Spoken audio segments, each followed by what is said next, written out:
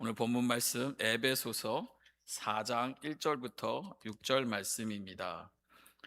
한 절씩 보도록 하겠습니다. 제가 먼저 1절 읽겠습니다. 그러므로 주 안에서 갇힌 내가 너희를 권하노니 너희가 부르심을 받은 일에 합당하게 행하여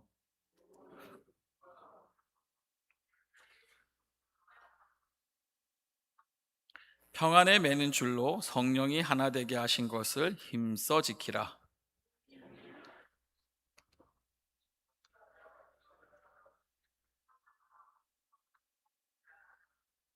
주도 한 분이시요 믿음도 하나요 세례도 하나요 하나님도 한 분이시니 곧 만유의 아버지시라.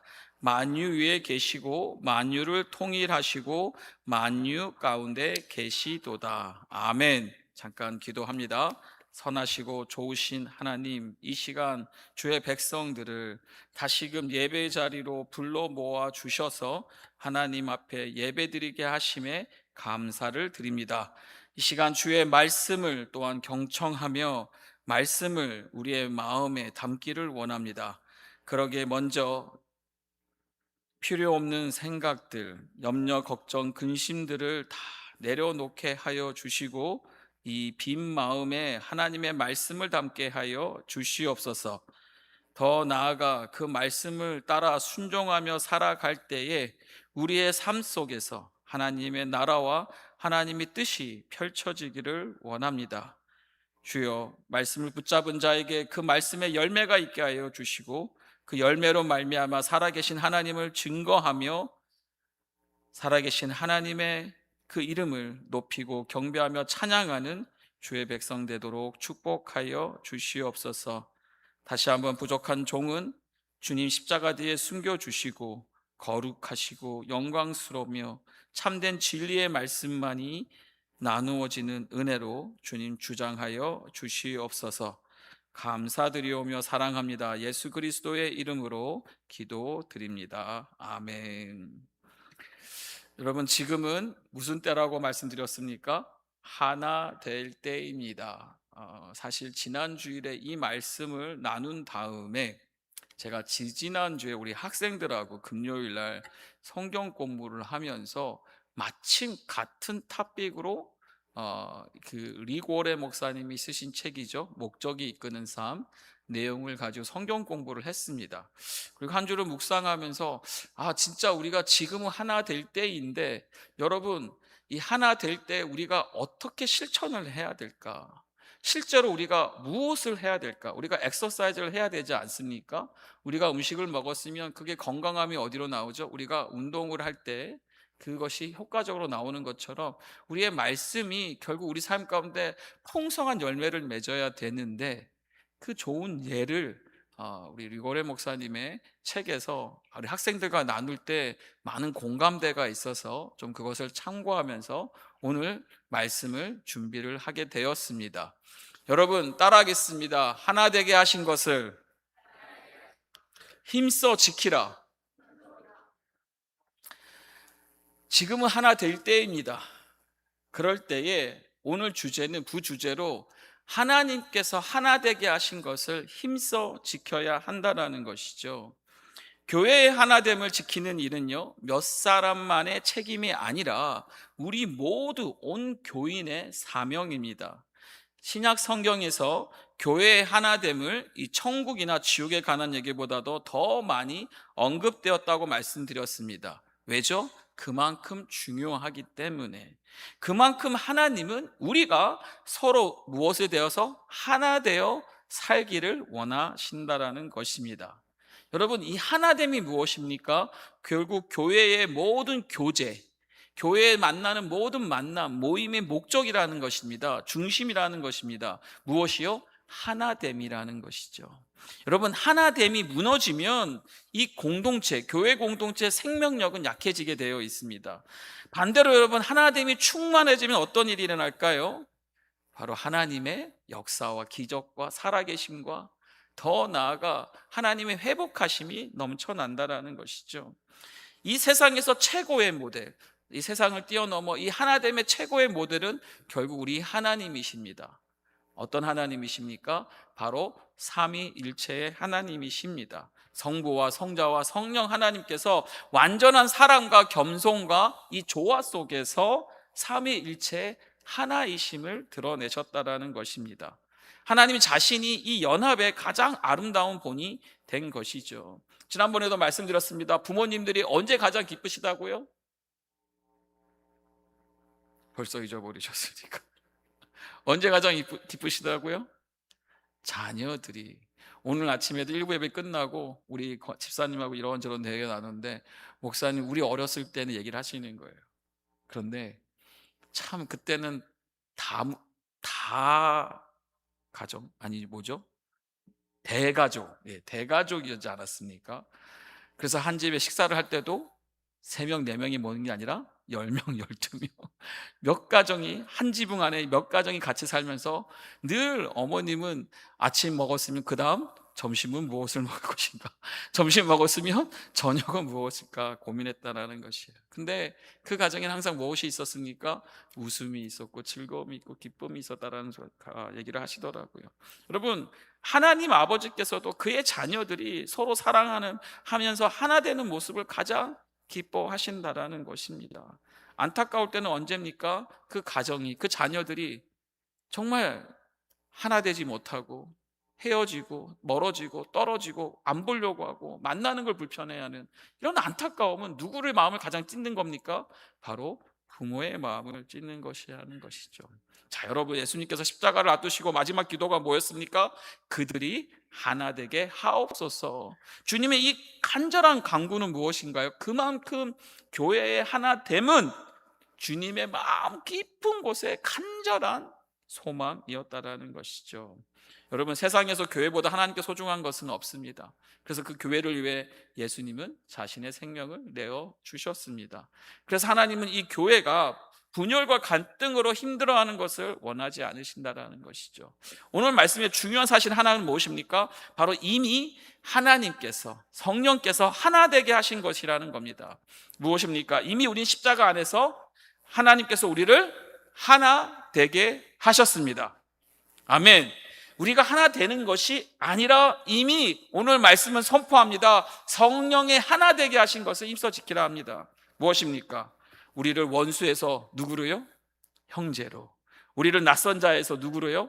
가족으로 부르셨다는 거죠. 우리는 이미 한 몸입니다. 예수님을 머리로 두고 한 교회는 한 몸을 이뤘다고 말하고 있습니다. 그러기에 하나됨을 지키는 것은 우리의 선택인가요? 아니면 우리가 이루어야 할 사명인가요? 사명이라는 것이죠. 여러분, 세상은 지금도 끊임없이 나뉘고 있습니다. 가정도, 사회도.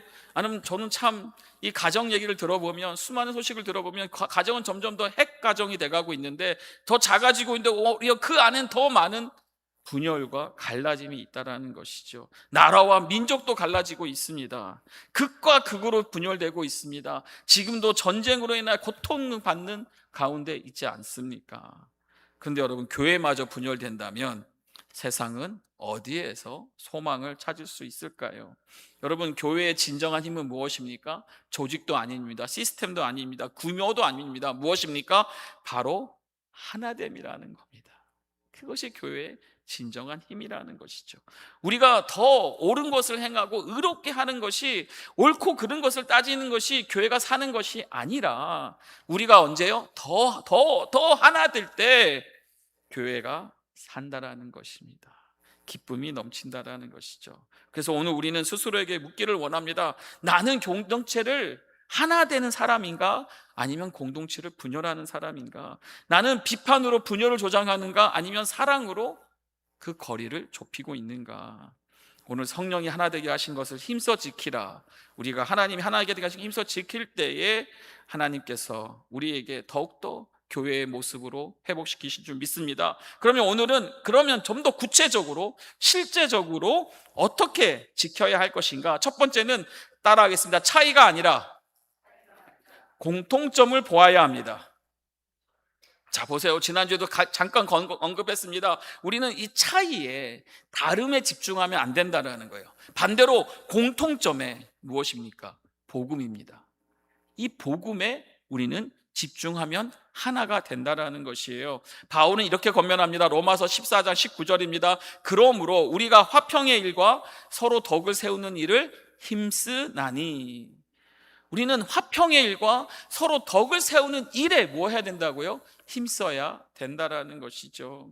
우리는 믿는 자로서 이미 많은 것을 함께 나누고 있습니다. 한 주님, 한 몸, 한 목적, 한 아버지, 또 한 성령, 한 소망, 한 믿음, 한 세례, 한 사랑 안에서 우리는 끊임없이 이미 많은 것을 함께 나누고 있다는 것이죠. 우리는 같은 구원을 받았고 또한 같은 생명을 얻었습니다. 그리고 우리는 같은 미래를 소망하고 있고 또 같은 영원한 하나님의 나라에 우리는 함께 할 것이라는 것이죠. 이 공통점들은요, 우리가 열거할 수 있는, 말할 수 있는 그 어떤 차이보다 더 크고 더 본질적인 것이라는 거예요. 그러므로 우리는 이 시선은, 우리가 봐야 되는 것은 차이가 아니라 이미 하나님 안에서 주어진 하나됨에 더 집중해야 하는 것입니다. 여러분, 하나님께서 우리를 서로 다르게 지으셨습니다. 맞습니까? 우리가 이렇게 쌍둥이들 봐도 여러분 놀라운 게, 쌍둥이여도 다른 점이 있나요, 없나요? 있다라는 것이죠. 한 번은 제가, 하나님 왜 이렇게 이 세상에 한 사람도 똑같은 사람이 없습니다. 하나님의 창조의 또 놀라운 모습인데, 하나님 왜 그렇게 다 다르게 지으셨습니까? 성격도 다르고 자라온 배경도 다르고 문화도 다르고 인종도 다르고 취향도 다르고, 이 다양성, 하나님 때로는 이 다양성 때문에 끊임없는 분열과 나눔과 고통과 다툼과 어려움이 있는데, 하나님이 다양성이 하나님의 실수입니까? 하나님의 의도인가요? 하나님의 의도라는 거죠. 그러면 하나님 왜 우리에게 이런 다양성을 주셨습니까? 그것은 그 다양성을 인정하고 받아들이고 감사하고 존중하고 기뻐해야 할 때에 결국 하나님이 원하시는 것은 다 똑같아지는 것, 획일성, 유니포미티가 아니라 연합, 유나이티, 어우러짐과 화합을 하나님이 원하신다라는 것이죠. 다름 속에서도 하나 되는 것, 즉 같이 어우러지고 화합을 하나님이 인도하신다라는 것이죠. 자, 차이가 이 분열의 이유가 되어서는 안 된다라는 것입니다. 우리가 끝까지 붙들어야 할 것은 공통점, 한 본질에 우리가 집중해야 한다는 것이죠. 그래서 우리 사랑하신 것처럼 서로 사랑하는 것, 그리고 하나님께서 교회와 각 사람에게 주신 사명을 함께 어울려가며 이루어가는 것이라는 것이죠. 여러분, 갈등은 대부분 갈등이 왜 생깁니까? 대부분 초점이 흐려졌다는 신호라는 것이죠. 성경이 말하고 있는 수많은 논쟁거리가 있습니다. 이것은 본질이 아닌 문제들에 우리가 마음을 쏟을 때에 갈등이 시작된다는 것입니다. 사람의 다른 성향들, 취향들, 또 말씀의 해석의 차이들, 스타일들, 방법론에 우리가 집중하면 결국 어떻게 됩니까? 나눠지게 된다는 거예요. 참 한국 교회의 아픔이 뭡니까? 수많은 교단이 생긴다는 것이죠. 그러나 우리가 무엇에 집중하면요, 여러분? 복음에 집중하고 사랑에 집중하고 더 나아가 하나님의 목적에 집중하면 우리가 무엇이 될 수 있어요? 하나가 될 수 있다는 거죠. 바울은 간절히 호소합니다. 고린도전서 1장 10절입니다. 형제들아, 내가 우리 주 예수 그리스도의 이름으로 너희를 권하노니 모두가 같은 말을 하고 너희 가운데 분쟁이 없이 같은 마음과 같은 뜻으로 뭐 하라고요? 온전히 합하라는 것이죠. 같은 것에, 같은 마음과 같은 뜻에 우리가 마음을 들어야하는 거죠. 두어야 된다는 것입니다. 여러분, 교회는요, 의견이 같은 사람들의 모임이 아닙니다. 취향이 같은 사람들의 모임이 아닙니다. 성향이 같은 사람들의 모임이 아닙니다. 교회는 십자가 아래서 은혜로 하나 된 사람들의 모임이라는 것입니다. 복음은 우리를요, 서로에게 맞는 사람으로 만들어가라고 말하지 않습니다. 복음은 우리를 뭘로요? 서로 사랑하는 마음으로 만들어가라는 것이죠. 지금은 우리가 옳음을 증명할 때가 아니라 사랑으로 하나됨을 된 것을 지킬 때인 줄 믿습니다. 차이가 아니라 무엇을 봐야 된다고요? 공통점을 봐야 한다는 것이죠. 두 번째입니다. 이상과 현실 사이에서 우리는 성숙해져야 합니다. 하나님의 말씀하시는 참된 교제가 무엇이 아닌지 알게 되면 우리는 이상적인 이 교회의 모습과 또 지금의 우리가 경험하는 현실의 교회의 모습 속에 그 사이의 간격 때문에 낙심하고 절망할 때가 있습니다. 제가 처음으로 대학생 때 중국에 선교를 갔습니다. 한 달 동안 선교를 했습니다. 그 있는 동안 너무나 하나님의 크신 은혜를 경험한 거예요. 교회당이 없습니다. 또 교회 예배가 없습니다. 그런 가운데서도 선교사님의 그 작은 집에서 예배를 드리는데 이 예배 소리가 바깥으로 들리면 공안당에게 그것이 발각이 되면 선교사님이 추방당하는 어려움이 있다 보니까 기도를 할 때도 찬양을 할 때도 이불을 뒤집어 쓰고 그 속에서 찬양을 예배하는데 여러분 은혜가 넘칠까요? 아니면 불편할까요? 어떻게 하세요? 막 그런데도 은혜가 넘치는 거예요. 예배 시간에 다들 너무 기다려서 예배 드립니다. 전도를 할 수가 없습니다. 그런데 한 사람이라도 만나게 되면 그 손 하나 잡으면서 속으로 기도하는 겁니다. 주여, 이 사람이 하나님 만나게 해달라고.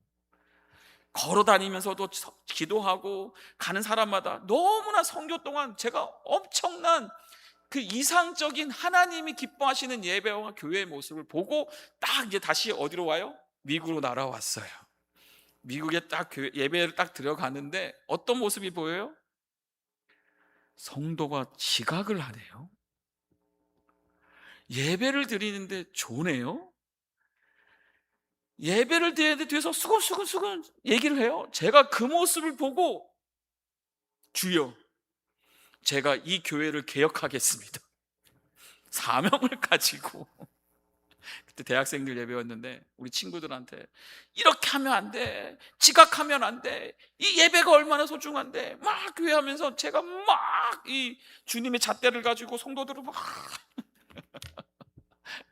판단하고 정죄했더니 어떤 일이 일어났을까요? 교회가 개혁됐을까요?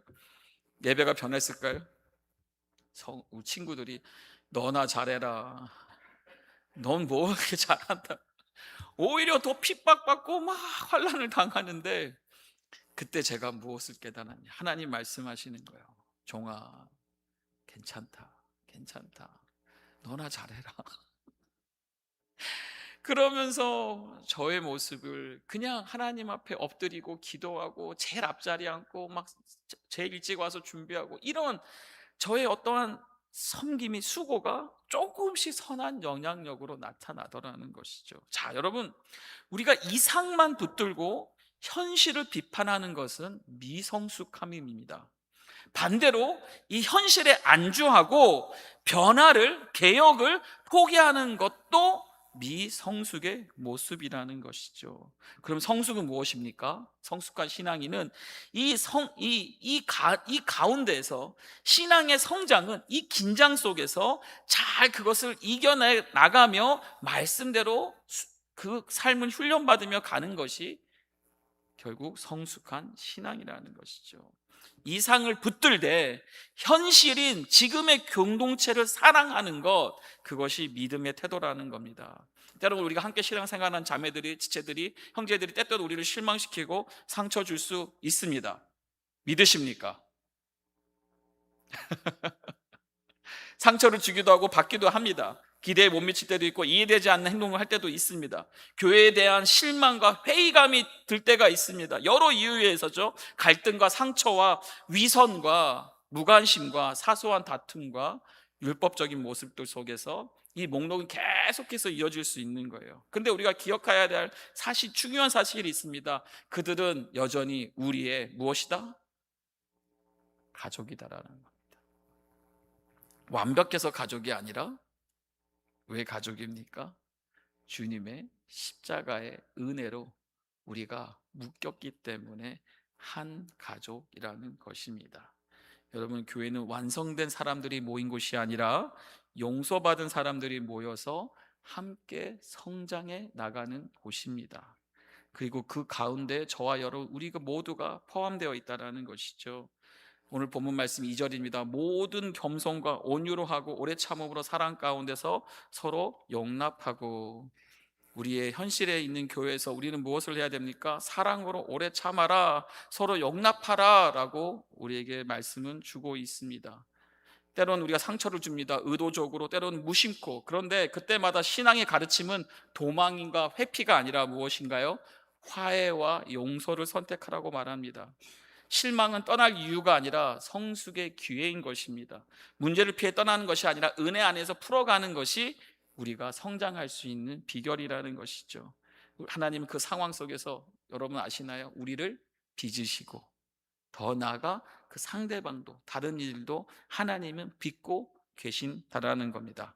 여러분, 완벽한 교회가 이 세상에 있습니까? 여러분 인정하시나요?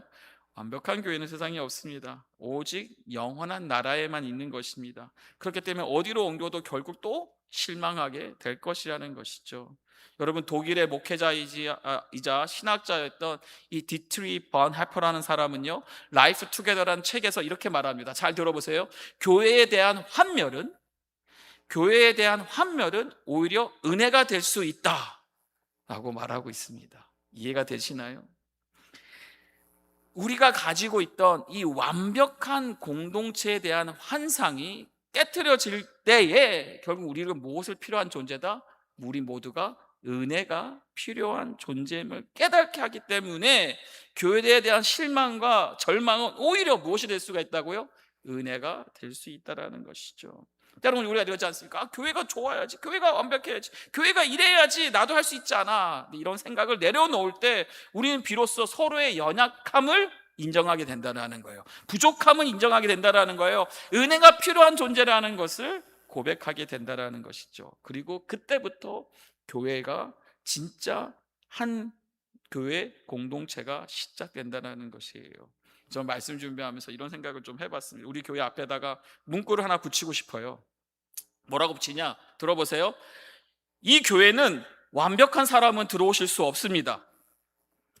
이곳은 자신이 죄인임을 인정하고 은혜를 필요로 하고 함께 성장하기 원하는 사람들이 모이는 곳입니다. 맞지 않습니까, 여러분? 우리는 매일 감사하지 않고 왜 이것밖에 안 되나라고 불평만 한다면 우리는 하나님께서 우리 공동체를 자라게 하시는 일을 막고 있다는 사실이죠. 여러분, 교회는 완벽한 사람들이 모인 것이 아니라 오직 완벽한 주님을 우리가 섬기는 사람들이 모이는 곳이라는 거예요. 우리는 완벽해서 함께 있는 것이 아니라 은혜로 묶였기 때문에 우리는 함께 있는 것이라는 겁니다. 그러기에 우리는 은혜를 기억하며 끝까지 하나됨을 힘써 지켜야 할 때라는 것입니다. 세 번째는 따라하겠습니다. 비판보다 무엇을요? 격려를 선택해야 합니다. 섬기는 일에 여러분, 직접 참여하기보다 한 발 물러서서 평가하고 지적하는 일이 쉬울까요? 어려울까요? 훨씬 쉽습니다. 게임을 해도 바둑을 둘 때도 누가 가장 잘합니까? 그 옆에서 뒤에서 이러쿵저러쿵 말하는 사람이 잘 둔다는 거죠. 실제로 게임에 투입하면요, 직접 들어가서 함께 땀을 흘려가며 섬기는 일은요 절대 쉽지 않다라는 겁니다. 여러분, 하나님은요 우리에게 끊임없이 경고하십니다. 서로를 판단하지 말고 정죄하지 말고 함부로 비교하지 말라고요. 어떤 성도가 믿음과 양심을 따라 행하는 일을 우리가 판단할 때 여러분, 그 판단 속에 우리는 사실 우리가 하나님의 자리를 침범한다는 사실을 아시기를 바랍니다. 우리는요 서로의 주인이 아닙니다. 우리는 똑같이 같은 한 주님을 섬기는 사람들이라는 것이죠. 바울은 말하고 있습니다. 로마서 14장 10절입니다. 내가 어찌하여 내 형제를 비판하느냐, 어찌하여 내 형제를 업신여기느냐. 우리가 뭐요? 다 하나님의 심판대 앞에 서리라. 형제를 업신여기거나 판단하지 말라는 것입니다. 결국 우리 모두는요 서로의 기준이 아닙니다. 누구의 기준입니까? 그리스도의 기준 앞에 우리는 다 심판대 앞에 다 설 사람이라는 것이죠. 자, 여러분, 네 가지입니다. 형제를 판단하는 순간 네 가지가 무너집니다. 첫째는요, 하나님과의 친밀함이 깨집니다. 둘째는요, 내 안에 교만과 불만이 더 드러나게 되어 있습니다. 또 형제를 판단하는 순간 셋째는 나 자신 또한 하나님 판단대 앞에서 우리는 설 수 있다는 사실을 망각하지 말라는 것이죠. 마지막으로 형제를 판단하는 순간 교회는요, 교회의 연합이 망가지게 된다라는 것이죠. 여러분, 비판적인 태도가요 생각보다 큰 대가를 요구한다는 사실을 아시기 바랍니다. 성경은 사탄을 뭐라고 부릅니까? 형제들을 참소하는 자라고 부릅니다. 사탄은 끊임없이 흠을 찾고 관계를 갈라놓는 일이 사탄의 역할입니다. 그런데 우리가 계속해서 불평하고 판단을 쏟아 놓을 때 우리는 모르는 사이에 우리가 무엇을 일을 대신하고 있는 거예요? 사탄의 일을 대신하고 있는 것이죠. 하나님을 기뻐하게 하는 것이나 누구를 기뻐하게 하는 겁니까? 사탄을 기뻐하게 되는 것이죠. 의견이 다르다고 해서 그 사람이 우리의 적이 되는 것이 아닙니다. 우리는 십자가 아래서 같은 은혜로 구원받은 가족인 것이죠. 그래서 우리는 비교하고 비판하는 데 쓰는 시간과 에너지를 오히려 무엇하는데 여러분? 격려하는 데 사용하시기를 바랍니다. 다시 한번 여러분에게 사랑합니다. 축복합니다. 힘내십시오.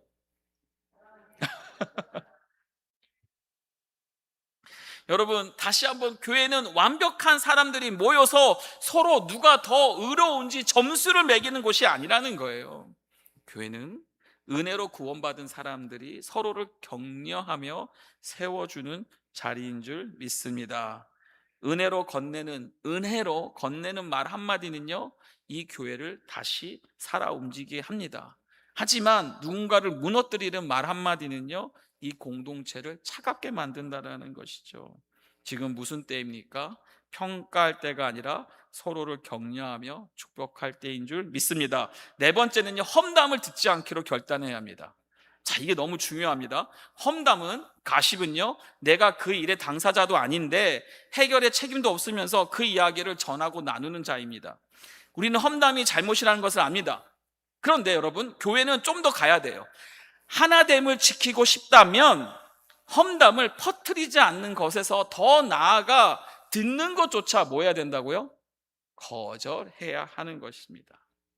여러분, 험담을 듣는 것은 마치 누군가가 훔친 물건을 받는 것과도 같습니다. 말한 사람만이 아니라 그것을 들어준 사람도 같은 책임을 지게 되는 것입니다. 누군가와 다가와 다른 사람의 이야기를 꺼내기 시작할 때 우리는 용기가 필요하죠. 어떤 용기가 필요합니까? 그 이야기는 제가 듣지 않겠습니다. 혹시 그분과 직접 이야기해 보셨나요? 여러분, 이 한마디가 우리 교회 안에서 이와 같은 우리의 수고가 있다면 하나 되는 교회의 공동체를 지킬 수 있는 비결이라는 것이에요. 남의 이야기를 쉽게 하는 사람은요, 아시나요? 그 사람은 또 다른 데 가서 누구 얘기를? 내 얘기를, 우리 얘기를 쉽게 한다는 것이죠. 험담하는 사람은 신뢰할 수 없습니다. 험담은 신뢰를 무너뜨리고 관계를 갈라놓는다라는 것입니다. 성경은 분명히 가르쳐주고 있어요. 잠언서 26장 20절입니다. 나무가 다하면 불이 꺼지고 누가요? 말쟁이가, 이제 이걸 요즘 언어로 표현하면 빅마우스라고 하죠. 말쟁이가 없어지면 어떻게 된다? 다툼이 희느니라. 자, 여러분, 불은요 저절로 타오르지 않습니다. 누군가 계속 장작을 넣기 때문에 타오른 거예요. 마찬가지입니다. 갈등도 누군가 계속 말을 보태기 때문에 커지는 거예요. 험담은 갈등의 연료입니다. 불에 장작을 넣지 않으면 불이 꺼지듯 험담이 멈추면 갈등도 잦아들게 되는 것이죠. 여러분, 안타깝게도 교회 안에서 가장 깊은 상처는요, 바깥 외부의 어떠한 작용, 늑대에 의해서가 아니라 같은 누구요? 양무리 안에 있는 양에 의해서 경험하게 되는 경우가 많습니다. 어찌 보면 거창한 사건보다 작은 말에서 시작되는 경우가 많습니다. 그래서 하나님은 우리에게 명령하십니다. 우리의 무엇을 지키라? 입술을 지키라고 말씀하시는 것이죠.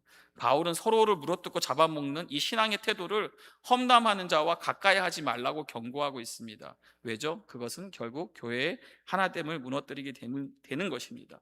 우리는요, 어떤 자가 돼야 되냐? 소문을 옮기는 사람이 아니라 무엇을요? 화평을 옮기는 사람이 돼야 될 줄 믿습니다. 에베소 4장 29절에 무릇 더러운 말은 너희 입 밖에도 내지 말고 오직 덕을 세우는데 소용되는 대로 선한 말을 하여라. 마태복음 5장 9절입니다. 누가 복이 있습니까? 화평하게 하는 자는 복이 있다 말씀하십니다. 그러면서 그들이 하나님의 누구라? 아들이라 칭함을 얼컬음을 받을 것이요. 반대로 얘기합니다. 화평하게 못하는 자는 복이 있습니까? 없습니까? 복이 없나니 그들이 누구의 아들이라? 마귀의 아들이라. 여러분, 교회 하나됨을 지키는 것은 내가 오늘 한마디를 삼키는 것, 참는 것, 그리고 사랑으로 격려하는 것에서 시작되는 것입니다. 우린 선택해야 됩니다. 여러분, 갈등의 원료가 되겠습니까? 아니면 화평의 통로가 될 것입니까? 여러분, 우리는 하나 되면 내 입술을 지키는 작은 결단에서 시작되는 줄 믿습니다. 다섯 번째, 갈등을 해결하는 하나님의 방법을 우린 따라야 한다는 겁니다. 갈등을 피한다고 여러분 사라지지 않습니다. 하나님은요, 교회 안에 갈등을 외면하라고 하지 않으셨습니다.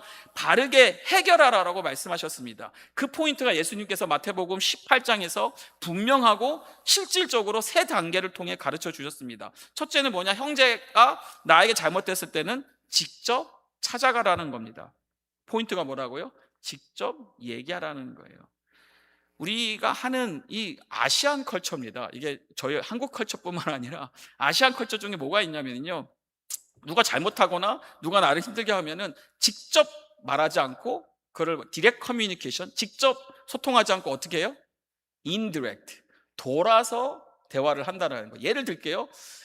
집에 따님이 셋이 있습니다. 근데 이제 어머니가 보니까 둘째 딸이 너무 속 썩이는 거예요. 그래서 누구한테 얘기를 해요? 첫째 딸에게. 첫째 딸이 가서 와, 둘째 딸이 이래라 저래라 막 했더니 첫째 딸이 가서 누구한테 얘기를 해요? 둘째 딸이 얘기를 하는 거죠. 근데 또 보니까 막내가 문제예요. 막내가 막 어렵게 해요. 그랬더니 어머니도 누구한테 얘기를 해요? 막내한테 얘기하지 않고 첫째 딸에게 가서. 그럼 첫째 딸이 말을 안 들으면 직접 얘기할까요? 아니요. 둘째 셋째를 불러서 야, 너 이거 언니가 말이야 이러면서. 여러분, 우리가 잘해야 되는 건요, 사람들 앞에서 문제를, 이슈를 드러내는 게 아니라 둘 사이에서 문제를 해결하려는 노력이 필요하다는 거예요. 목적이 뭡니까?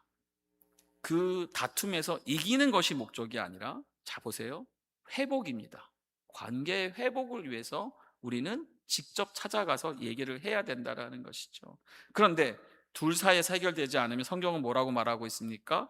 한두 사람을 동반하라고 말하고 있습니다. 다시 말하면 성숙한 도움을 받으라는 거예요. 편을 가르려는 것이 아닙니다. 절대로. 이것은 무엇을 위함입니까? 공정함을 지키고 화해를 돕기 위해서 성숙한 도움을 받으라는 의미예요. 셋째는 그래도 듣지 않으면 뭐라 말하고 있습니까? 교회에 알리라고 하였습니다. 이것은요, 교회의 공동체의 책임 아래 두라는 것입니다. 교회에 알리라는 것은 정죄하라는 뜻이 아니라 공동체에 무엇을 받으라고요? 돌봄과 권면 안에 두라는 의미인 거죠. 그러니까 결국 완강히 거부한다면 믿지 않는 사람처럼 대하라고 말하고 있습니다. 이 말씀 또한 여러분, 바깥으로 내보내라는 것이 아니라 교회 가족으로서는 인정하지 않은 태에 누구로요? 복음이 다시 전해야 할, 다시금 은혜가 필요할 대상으로 여기라는 의미가 이 안에 포함되어 있다는 겁니다. 여러분, 갈등이 생기면요, 우린 쉽게 다른 사람에게 하소연합니다. 이것이 무엇이라고요? 험담이라는 것이죠. 대부분 당사자에게 용기 있게 말하지 못해서 제3자에게 말하는 경우가 많습니다. 그리고 이런 방식이 문제를 어떻게 만듭니까? 더 크게 만든다라는 것이죠. 자 보세요, 십자가는요, 하나님께서 우리를 향해 어떻게 오신 사건입니까? 직접 찾아오신 사건입니다. 죄인을 찾아오신 사건이라는 것이죠. 그래서 하나님은 멀리서 우리를 판단하지 않으시고 직접 오셔서 무엇을 원하셨습니까? 회복을, 화해를 위해 오셨다라는 겁니다. 여러분, 갈등을 덮어두는 교회는요, 절대로 건강해질 수 없습니다. 그러나 주님 가르쳐주신 방식대로, 복음의 방식으로 풀어가는 교회는 더 단단해지고 더 깊어지고 더 하나가 되는 줄 믿습니다. 마지막으로 여러분, 여섯 번째, 목회자와 리더들을 지지해야 합니다.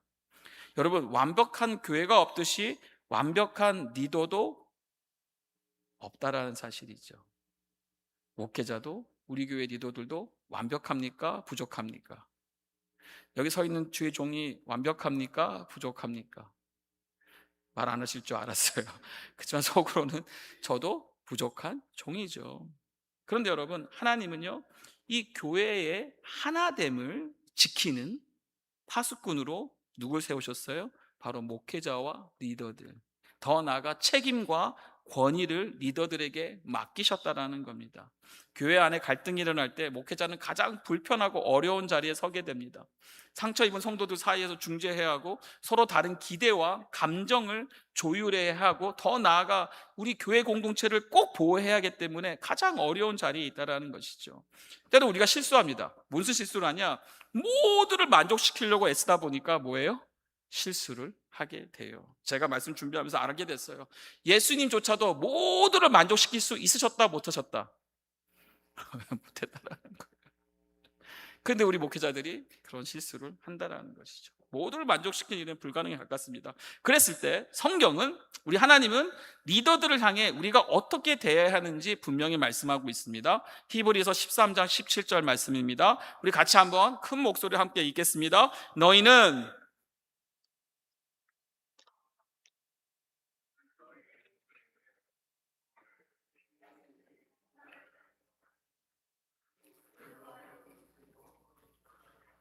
근심으로 하게 하지 말라. 그렇지 않으면 너희에게 유익이 없느니라. 무엇을 말하고 있습니까? 리더들의 권면에, 리더들의 말에 귀 기울이고 순종하며 기쁨으로 협력하라라고 권면하고 있습니다. 이유는 뭡니까? 리더들은, 교회의 리더들은 우리의 영혼을 위해 깨어 있어야 되고, 하나님 앞에서 보고해야 할 책임을 가진 사람들입니다. 말씀 묵상하다 깨달았어요. 목회자는요, 언젠가 하나님 앞에서 섰을 때에 결산을 하는데, 무슨 결산을 할까요? 이거죠. 성도들을 어떻게 목양했는지를 하나님 앞에 결산하는 날이 온다라는 것입니다. 와, 주여. 그렇기 때문에 더 나아가 이 땅에서 정말 하나님 교회를 위해 수고하고 애쓰고 그 역할을 감당해야 된다는 거죠. 그리고 또 여러분 아십니까?